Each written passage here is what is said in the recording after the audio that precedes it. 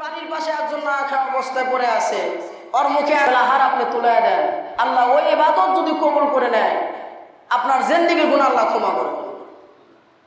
Direct বুখারীর হাদিসে আসছে বনে ইসরায়েলের সময় একটা জেনাদার মহিলা ছিল। ওই জেনাদার মহিলা মরুভূমির ভিতর দিয়ে হেঁটে যাচ্ছে। এমন সময় লক্ষ্য করে দেখেন মরুভূমি এলাকার ভিতরে একটা কুকুর কুয়ার ভিতরে পানি খাওয়ার জন্য জিহ্বা বের করে দিছে, কিন্তু পানিটা এত দূরে ছিল কুকুরের হিম্মত ছিল না খাওয়ার জন্য। এমন সময় জেনাদার মহিলার মনে বড় মায়া লেগে গেল। মহিলা কি করলেন, তার পায়ে ছিল চামড়ার মোজা।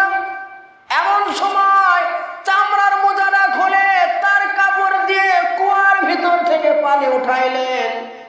পানি উঠানোর পরে যখন কুকুরকে পানি খাওয়াইলেন, এমন সময় কুকুর আল্লাহর কাছে দোয়া করতেছে, ও দয়ার সাগর আল্লাহ, এই মহিলা হিন্দু না খ্রিস্টান না বৌদ্ধ না নাসারা না মুসলমান না পাপী আমি জানতে চাই না, কিন্তু আজকে আমাকে পানি খাওয়াইছে আল্লাহ, এই পানি খাওয়ানোর কারণে আপনি তার জিন্দেগির গুনাহগুলো ক্ষমা করে দেন। বলেন সুবহানাল্লাহ।